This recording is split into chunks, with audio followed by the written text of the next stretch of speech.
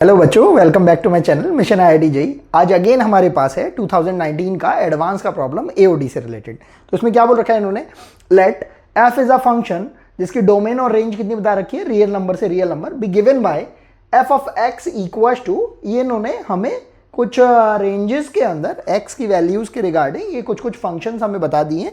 और फिर इसके बाद क्या बोल रखा है, then which of the following option और ऑप्शंस इज आर करेक्ट। ये अगेन हमारे पास मल्टीपल चॉइस टाइप का प्रॉब्लम था जिसके अंदर हमारे पास एक से ज्यादा करेक्ट ऑप्शन आने की संभावना बनी हुई थी। हमें यहां पर 4 ऑप्शन दे रखे हैं और देखा जाए तो एडवांस लेवल पर ये एक्चुअल में बिल्कुल फिट प्रॉब्लम थी। मतलब एडवांस के अकॉर्डिंगली ये बहुत ही अच्छी प्रॉब्लम थी एडवांस लेवल की।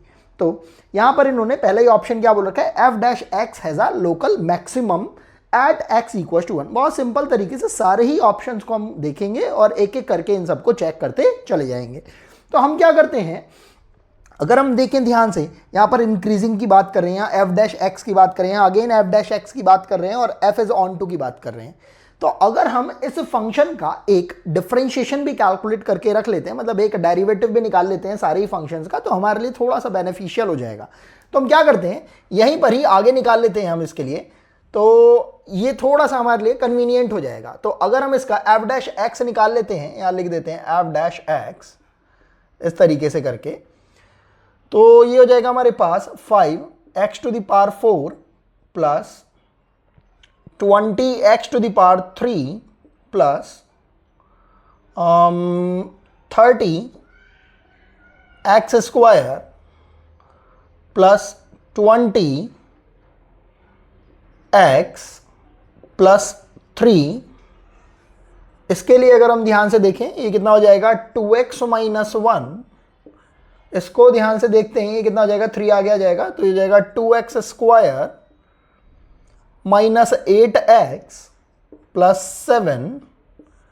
और ये ध्यान से देख लेते हैं, इसको पहले एक बार माइंड में ही हम कैलकुलेट कर सकते हैं। x minus 2 as it is रखा है, इसको डिफरेंशिएट करा, 1 अपॉन x माइनस 2 आ गया, तो इससे 1 हो गई वैल्यू, प्लस फिर इसको डिफरेंशिएट करा, इसको एज इट इज रखा, तो कितना आ गया, log of x minus 2 minus 1। इस 1 से जो पहले वाला जो 1 आ रहा था वो कैंसिल आउट हो जाएगा, तो एक्चुअल में कितना आ रहा है हमारे पास, log of x minus 2 at base e, क्योंकि ये तो कांस्टेंट है, ये तो हमारे पास 0 हो ही जाएगा। अब ये हमारे पास ये डिफरेंशिएशन वाली क्वांटिटीज आ रही हैं, थोड़ा सा ध्यान से देखेंगे।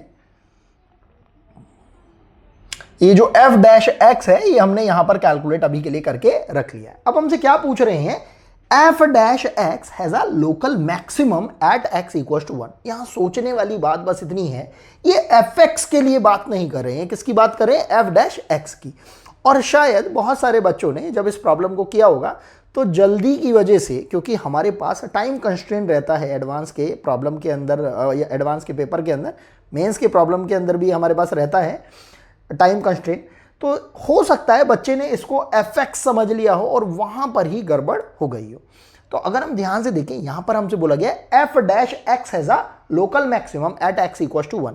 तो अगर f डैश x की बात कर रहे हैं, तो अगर अभी के लिए अपने माइंड में हम f डैश x को एक नया फंक्शन gx मान लेते हैं, तो gx जो फंक्शन रहा होगा, मतलब f डैश x जो फंक्शन रहा होगा, उसके मैक्सिमम या मिनिमम की अगर हम बात करेंगे तो ऑब्वियसली हमें इसका भी डिफरेंशिएशन कैलकुलेट करके देखना होगा, और तब फिर हम बता पाएंगे कि हमारे पास जो फंक्शन है वो किस तरीके से आगे पीछे मूव कर रहा होगा। तो हमने क्या करा, अभी के लिए जब हमसे पूछा गया है x इक्वल टू 1 पर मैक्सिमम को, लोकल मैक्सिमम को, तो बहुत सिंपल से तरीके से हम f डैश x का भी एक बार और क्या निकाल लेते हैं, f डबल डैश x। तो हमने क्या करा, f डबल डैश x कब, जब हम किसकी बात कर रहे हैं, 1 की बात कर रहे हैं, तो हमें लोकल मैक्सिमा निकालने के लिए f डबल डैश x को निकालना पड़ेगा, एक तो इस वाले फंक्शन के लिए और एक इस वाले फंक्शन के लिए। तो हम देख पा रहे हैं यहां पर अगर हमने f डबल डैश x निकाला तो इसका f डबल डैश x कितना आ रहा है, 2 आ रहा है, ये तो कांस्टेंट ही आ गया। और जब हम यहां वाले इस फंक्शन के लिए f डबल डैश x निकालते हैं, क्योंकि 1 का इन्वॉल्वमेंट यहां पर भी है हमारे पास, तो यहां पर ये कितना आ रहा है हमारे पास, 2x स्क्वायर की वजह से ये कितना हो जाएगा जब डिफरेंशिएट करेंगे, 4x माइनस 8। तो हम यहां से देख पा रहे हैं जब हम मैक्सिमा की जब बात कर रहे हैं या मिनिमा की बात कर रहे होंगे, और यहां पर क्योंकि दोनों ही फंक्शंस के अंदर 1 की जो पोजीशन है एक बार 1 माइनस के लिए और एक बार 1 प्लस के लिए है, तो अगर हम f डबल डैश 1 माइनस की बात कर लेते हैं, मतलब 1 से जस्ट पहले वाली वैल्यू के लिए, तो जब हम f डबल डैश x निकाल रहे हैं, मतलब ये f डैश x के लिए इसके डेरिवेटिव का वर्क कर रहा है, तो यहां पर हमारे पास वैल्यू कितनी आ रही है 2। और जब हम f डबल डैश 1 प्लस की बात कर रहे हैं, तो बहुत सिंपल सी बात है कि हम इस पर्टिकुलर पार्ट की बात कर रहे हैं, तो हमारे पास ये वैल्यू कितनी आ रही है 4 इंटू 1 माइनस का 8, ये कितना हो रहा है माइनस का 4। तो हमें ये बात समझ में आनी चाहिए कि हमारे पास यहां पर तो जो स्लोप आ रहा था वो कैसा आ रहा है, पॉजिटिव आ रहा है। 1 से जस्ट पहले हमारा स्लोप कैसा आ रहा है, पॉजिटिव। एंड 1 के जस्ट बाद जो हमारे पास, आपको इस चीज से बिल्कुल कंफ्यूज नहीं हो रहा है, कंफ्यूज नहीं होना है, मैं बार बार इस बात को बोल रहा हूं, F double dash x actual में डबल डिफरेंशिएशन को शो करता है, लेकिन हमसे प्रॉब्लम में पूछा गया है एफ डैश एक्स के मैक्सिमम या मिनिमम के बारे में। तो एफ डैश एक्स हमारे माइंड में किस तरीके से चलता रहना चाहिए, एक नया फंक्शन gx की तरह। तो gx का जब हमने डिफरेंशिएशन निकाला तो उसका डिफरेंशिएशन हमें किस तरीके से दिखना चाहिए, g डैश एक्स की तरह, और वो यहां पर हम किस तरीके से रिप्रेजेंट करें, f डबल डैश एक्स की तरह। तो g डैश एक्स जिसको हम अपने माइंड में इमेजिन करके चल रहे हैं, उसके स्लोप के बेसिस पर हम मैक्सिमम और मिनिमम कैलकुलेट कर सकते हैं। तो यहां पर अभी हमने बिहेवियर देखा, 1 से जस्ट पहले तो हमें पॉजिटिव मिल रहा है स्लोप, एंड 1 के जस्ट बाद हमें स्लोप कैसा मिल रहा है, नेगेटिव। तो हम समझ पा रहे हैं कि हमारा स्लोप कुछ इस टाइप का सा रहा होगा कि पहले तो हमारा इंक्रीज कर रहा है स्लोप, और 1 के जस्ट बाद स्लोप कैसा हो रहा है, नेगेटिव हो रहा है। तो यहां से हमें समझ में आ रहा है कि हमें कैसी पीक मिल रही है, हमें ये जो पीक मिल रही है वो मैक्सिमम के लिए मिल रही है, कैसे, लोकल मैक्सिमम के लिए। तो यहां से हमारे पास ये ऑप्शन तो हमें करेक्ट होता हुआ सा दिखाई दे रहा है, तो हमारा पहला ऑप्शन तो करेक्ट आ रहा है। अब अगर हम यहीं पर ही अगर इस f डैश x की भी बात कर लेते हैं कि f dash x is not differentiable at x equal to 1, तो यहां पर यह बात भी हमारी प्रूव हो रही है। वो कैसे, अभी हमने 1 के लिए ही बात करी थी, अगर हमारा फंक्शन डिफरेंशिएबल रहा होगा f डैश x वाला, अगर वो डिफरेंशिएबल रहा होगा x इक्वल टू 1 पर, तो उसकी जो लेफ्ट हैंड साइड की जो डेरिवेटिव होगा और जो राइट हैंड साइड का जो डेरिवेटिव रहा होगा वो भी कैसा आना चाहिए, सेम आना चाहिए। और क्योंकि अभी हमने f डैश x जिसको कि अभी हम gx मान के चल रहे थे अपने माइंड में, उसका जब हमने डेरिवेटिव निकाला g डैश x जिसको कि अभी के लिए हम किससे रिप्रेजेंट कर रहे हैं, f डबल डैश x से, ये f डबल डैश x हो गया। तो इसके लिए जब हमने 1 के अबाउट, 1 से जस्ट पहले और 1 के जस्ट बाद जब हमने इसका डेरिवेटिव चेक किया, तो हम समझ पा रहे हैं कि ये दोनों के दोनों तो हमारे पास सेम ही नहीं आ पा रहे हैं। तो f double dash 1 minus is not coming equal to f double dash 1 plus. तो यहां से तो हम समझ पा रहे हैं कि फंक्शन जो है x इक्वल टू 1 के अबाउट क्या नहीं है, हमारा डिफरेंशिएबल नहीं है। तो देख रहे हैं कि ये ऑप्शन भी हमारा करेक्ट हो पा रहा है। अब बात करते हैं हम अपने इस पर्टिकुलर बी ऑप्शन की एंड डी ऑप्शन की। यहां पर ही हमसे क्या बोल रहे हैं, f is increasing on minus infinity to 0।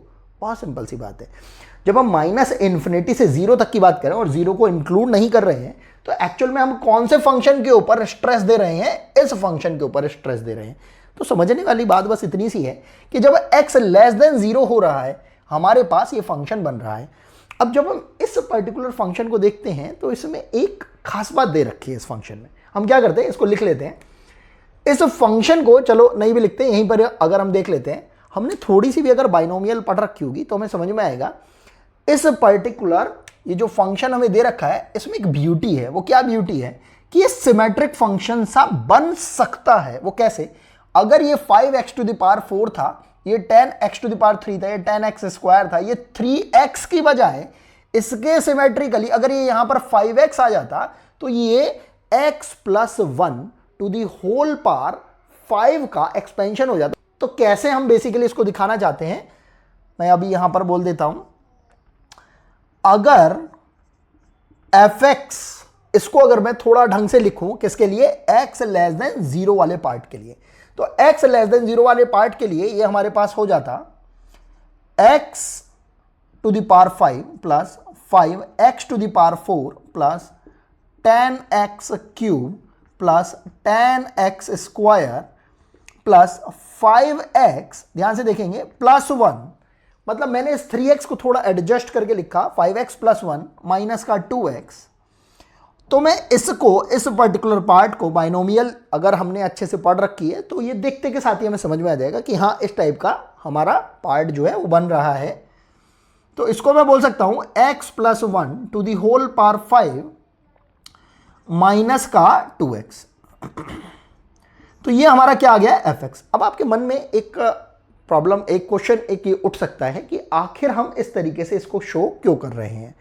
इसको शो करने का कोई भी हमारा खास मकसद नहीं है, बस इतना दिखाना है कि हमारे पास ये जो फंक्शन है ये पॉलिनोमियल टाइप का है, ये कॉन्टिन्यूअस तो रहेगा ही रहेगा, तो इसकी वैल्यू जो है हमेशा और हमेशा बढ़ती हुई टाइप की सी आ रही होगी।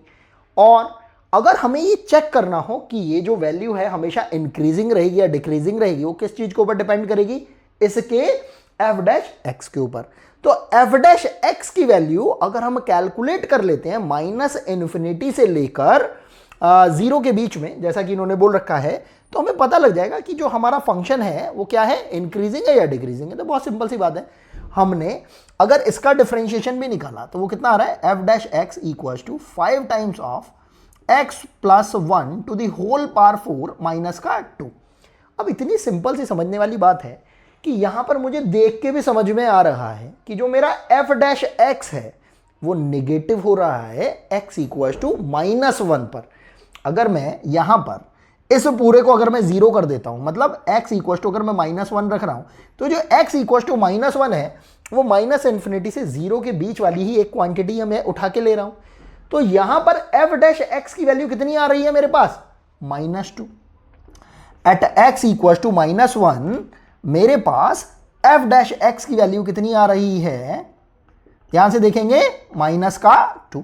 तो जो मेरा ये जो स्लोप है fx के लिए जो मेरा जो स्लोप है f dash x at x equal to -1, जो कि मेरे इस गिवन रेंज के अंदर, इस गिवन जो मुझे वैल्यू प्रोवाइड कर रखी है, इसके लिए जब मैं देख रहा हूं इसकी वैल्यू कितनी आ रही है, लेस देन 0। -2 क्या सिग्निफिकेंस दे रहा है, लेस देन 0। तो मेरा स्लोप क्या हो गया, नेगेटिव हो गया। तो क्या मैं इस फंक्शन को इंक्रीजिंग टाइप का बोल पाऊंगा, नहीं बोल पाऊंगा, ये तो डिक्रीज भी कर रहा है ना यहाँ पे। हाँ पॉलिनोमियल है तो मैं इतना जरूर बोल सकता हूं कि ये कॉन्टिन्यूअस है, लेकिन इंक्रीजिंग ही रहेगा सदा या सदा डिक्रीजिंग ही रहेगा, ये मेरे लिए कहना थोड़ा सा मुश्किल हो जाएगा बिना एफ डैश एक्स के बिहेवियर को देखे हुए। तो भाई ये हमने चेक कर लिया बहुत सिंपल से कि इस पर्टिकुलर से ही हमने डायरेक्टली एक वैल्यू को कैलकुलेट कर लिया। अब वैसे तो हमने एफ डैश एक्स को कैलकुलेट कर रखा है, आपके मन में ये भी आ सकता है कि फिर जी हम इसका क्या करेंगे। इसका हम बहुत कुछ कर सकते हैं लेकिन अभी कर नहीं रहे। क्यों? क्योंकि हम देख पा रहे हैं कि एक्सप्रेशन के अंदर हम इसको सिंप्लीफाई करके एक ही लाइन में ये पता लगा पा रहे हैं कि फंक्शन जो हमारा इंक्रीजिंग हो रहा है या डिक्रीजिंग हो रहा है, तो ये हमारे लिए बेनिफिशियल है। तो यहां से हम बोल सकते हैं कि भाई फंक्शन जो है हमारा जरूरी नहीं है कि इंक्रीजिंग टाइप का रहे माइनस इन्फिनिटी से लेकर 0 के बीच में, क्योंकि हम देख रहे हैं ये हमारा डिक्रीज भी हो रहा है। तो ये ऑप्शन तो हमारा करेक्ट नहीं हो पाएगा। अब बात कर लेते हैं एफ इज ऑन टू। ये बहुत ज़्यादा इंपॉर्टेंट है हमारे लिए। अब क्योंकि ये थोड़ी सी जगह हमारी भर गई है, इसको एक काम करते हैं, थोड़ा सा हम रिमूव कर लेते हैं और उसके बाद देखते हैं इसको। अब हम बात करते हैं इसके फोर्थ ऑप्शन की, वो क्या है, एफ इज ऑन टू। अगर हमें इसके बारे में और पता लग जाएगा तो हमारे चारे ऑप्शंस का ही हमें पता लग पाएगा। तो हमने क्या करा, सबसे पहले तो हमने फंक्शन की रेंज को कैलकुलेट करने की कोशिश करी, क्योंकि अगर हमारी रेंज जो है, एक्चुअल में हम बोलते तो डोमेन से रेंज है, लेकिन होता क्या है ये कोडोमेन। रेंज जो होती है एक्चुअली फंक्शन के अंदर वैल्यू पुट करके कैलकुलेट करी जाती है और वहीं से ही हम बता पाते हैं कि जो रेंज है हमारी कोडोमेन के इक्वल आ रही है या नहीं आ पा रही है। तो अगर हम रेंज निकालने की कोशिश करें तो हम देखो देख पाएंगे, बहुत ही ध्यान से देखते हैं, x लेस देन 0 की जब हम बात करते हैं तो इसी पर्टिकुलर पोर्शन के अंदर हमारे पास एक बहुत बड़ी नेगेटिव क्वांटिटी या माइनस इन्फिनिटी जिसे हम बोल सकते हैं वो वैल्यू आएगी। तो इस पर्टिकुलर रेंज में जब हम f ऑफ माइनस इन्फिनिटी, या ऐसा बोल सकते हो आप बहुत बड़ी कोई नेगेटिव क्वांटिटी, बहुत बड़ी, इतनी बड़ी नेगेटिव क्वांटिटी जिसको हम सोच ही ना पाए, मतलब वो बेसिकली माइनस इन्फिनिटी कहलाती है। तो अगर हम वो पुट कर देंगे, ये कॉन्टिन्यूअस फंक्शन है, तो ऑब्वियसली हमारे पास वैल्यू कैसे आने वाली है, इन्फिनिटी टाइप की, और वो भी कैसा, नेगेटिव इन्फिनिटी टाइप की ये क्वांटिटी आ जाएगी, मतलब कोई बहुत बड़ी नेगेटिव क्वांटिटी आ जाएगी। अब अगर हम इस 3 से आगे वाले अगर फंक्शन की बात करते हैं, इन बीच वालों की भी बात कर सकते हैं और वो अभी करेंगे भी, तो अगर हम इस 3 से आगे वाले फंक्शन की अगर बात करते हैं तो हमारे लिए फंक्शन कौन सा आ जाएगा, ये वाला टाइप का आ जाएगा, क्योंकि हम चाहते हैं कि एक बार हमें रेंज का पता लग जाए।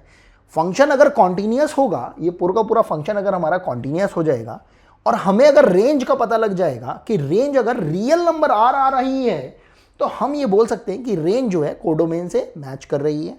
और रेंज के ईच एंड एवरी एलिमेंट के लिए, क्योंकि रेंज क्या है, बेसिकली कोडोमेन का सबसेट होता है, और कोडोमेन के जितने भी एलिमेंट्स हैं अगर वो रिवर्स मैप कर रहे हैं किसके साथ, डोमेन के सारे ही एलिमेंट्स के साथ, या जो भी हमारे पास एलिमेंट का जो रेंज दे रखा है वो उसके साथ, तो हमारा फंक्शन क्या कहलाता है, सरजेक्टिव या ऑनटू। तो यहां से ये बात भी हमारे पास क्लियर हो जाएगी। तो अगर हम फंक्शन के अंदर देखते हैं कि अगर 3 से आगे हमारे पास कोई एक बहुत बड़ी पॉजिटिव क्वांटिटी मिल सकती है, जिसको कि हम किससे रिप्रेजेंट कर सकते हैं, इन्फिनिटी से, तो अगर हम इन्फिनिटी वैल्यू पर फंक्शन की वैल्यू को चेक करते हैं तो हमारे पास, हम देख रहे हैं यहां से हमारे पास इन्फिनिटी वैल्यू आ रही है, क्योंकि लॉग के अंदर अगर इन्फिनिटी रखेंगे तो वो हमारे पास इन्फिनिटी वैल्यू देता है। तो यहां से हमारे पास इन्फिनिटी वैल्यू आ रही है। तो हम देख रहे हैं जो हमारी जो रेंज है वो रियल नंबर आर आ रही है माइनस इन्फिनिटी से इन्फिनिटी तक, मतलब हम बोल सकते हैं ऑल रियल नंबर आर को ये कवर कर रही है।